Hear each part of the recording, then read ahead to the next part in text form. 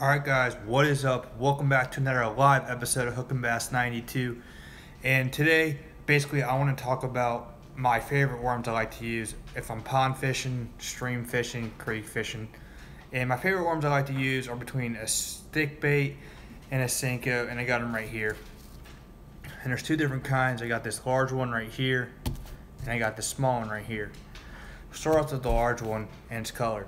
So the reason I like to use a large one is when I'm fishing at creeks for smallmouth bass and rock bass, because those fish are probably about 30 to 40 yards out, and the weight of this worm allows me to cast about 30 to 40 yards out and get right where the bass are. The bad thing about the small ones is they're not as oh sorry, my dog's in the background drinking out of the toilet, but anyways, the small worms are not as heavy as the bigger worms, and you can't cast them out as far. So that's good if you are fishing in a little creek.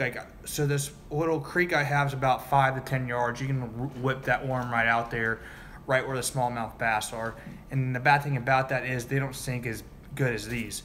So the second good thing about the larger ones, they have more action and they sink. I like using them because you can see in the water. If you put them in the water, they kind of like go down, suspend down. And today I was using them at the creek, and all of a sudden I just threw it in the water and it starts suspending down. And all of a sudden these 3 to 4 smallmouth saw it, and they just like ran right after it and ate it because they thought it was a crayfish.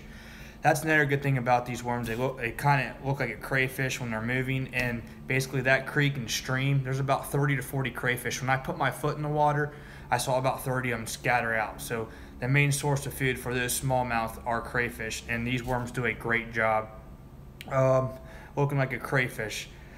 So I like using the brown because the color really doesn't matter, but brown is basically my favorite color because to me it looks like a crayfish, because the crayfish around here are brown, kind of light brown, dark brown. So you want to try to use dark colors around here. I have used red before. That has worked a little bit, but the best results I get are from these brown ones and these kind of like slime green, dark green ones.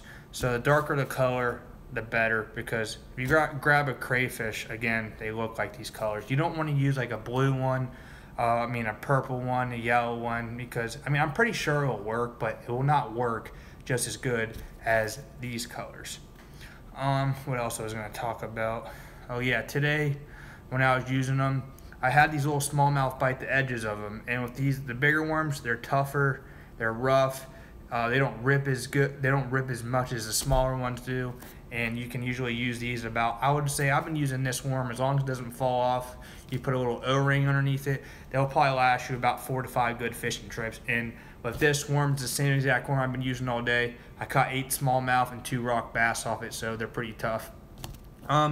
With the smaller ones, they are tough, but they're kind of skinny. And in the past, I noticed it kind of rips on the edges. So, you can still use them. I like using these for a smaller profile if I'm going after little rock bass, because that's where they're at. And the rock bass love these. I tend to think that the bigger bass like to hit the bigger ones because they can see it in the water better, and they're saying, oh, this worm's pretty big. If I'm going to eat this, I only have to eat one a day instead of eat about 3 small ones a day, so I consume my energy and rest and get bigger. So again, I like using these worms because they're heavy, they have really good action, and you can cast them really, really far. I don't really put weights on it when I'm wacky rigging. I just use these worms, and they have enough weight to probably throw between 25, 30 yards out.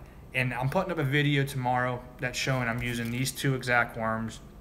Noah is one of the fishing anglers I fished with. It's probably this long, but it's skinnier, and you could tell he caught 1 bass off his. I caught 8 off of them, so these are probably the better ones, the thicker ones. So if you want to go to the store, I think these ones right here are exactly stick baits from Bass Pro Shop. They're not actually Senkos. They're stick baits. They call it a sticko. I'm not sure, but it's $20. You go to Bass Pro Shop, you probably get at least 80 to 90 of them for $20, which is good. They give you some hooks, O-rings, and what you do is, my favorite thing to do is wacky rig. I stay away from the Texas rig, Carolina rig, and drop shot, because there's rocks where I usually fish for smallmouth. And with a wacky rig, the hook hides it right in the middle, and you can go down and does not get stuck at all. I probably cast it about 100 to 200 times, and excuse me, and I didn't get any rocks. Noah was trying to do a Carolina rig, and he got caught in 3 rocks. He lost how many worms did he lose? He lost about 4 worms to my 1. So this has been out here. I bet you this worm has survived over 50 casts and caught over 20 fish with it. It's tough. Again, I don't know.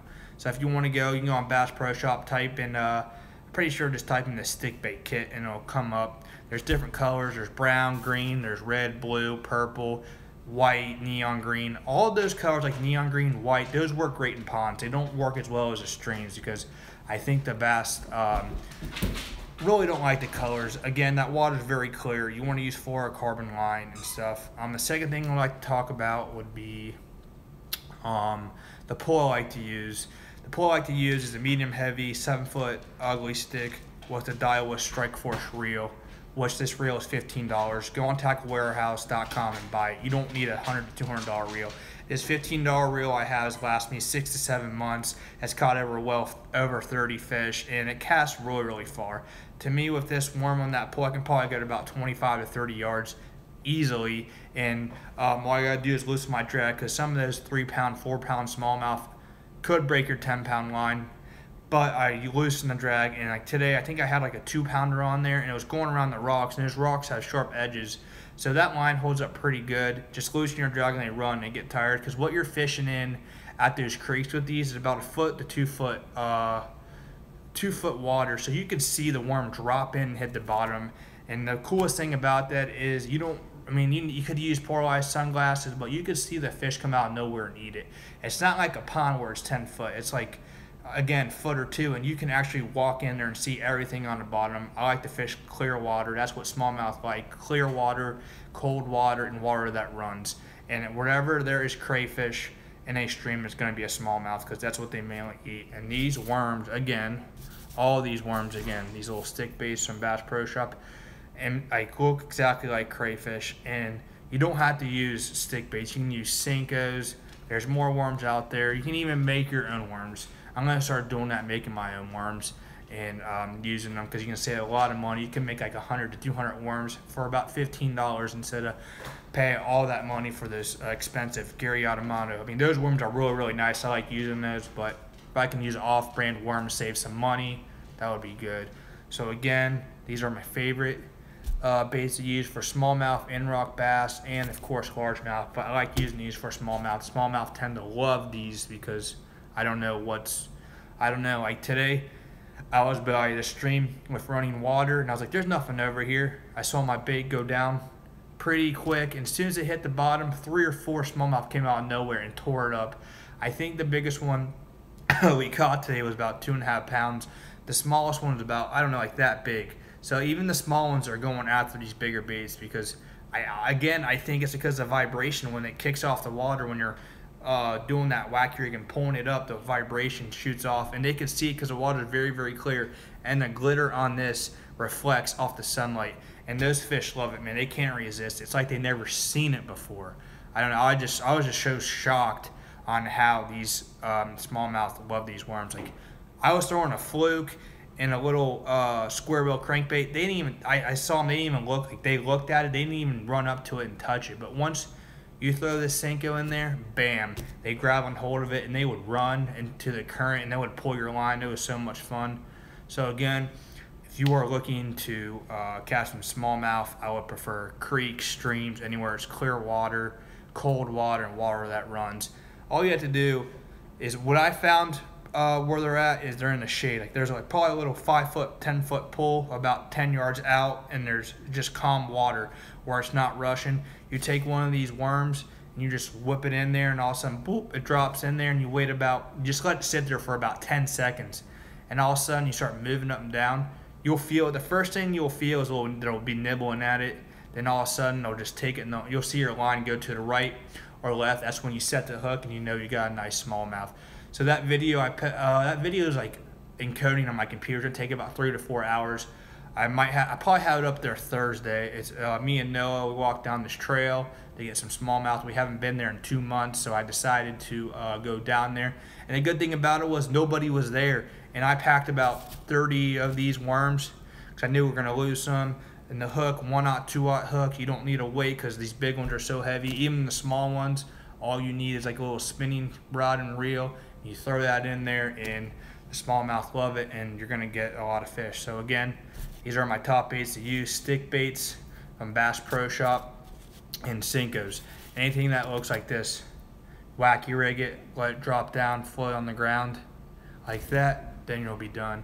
All right, guys, I'm about to sign off here. Again, subscribe to my channel, hit that like button, comment below, and tell me what's your favorite bait to use that looks like worm. As always, catch big fish. Have a great day.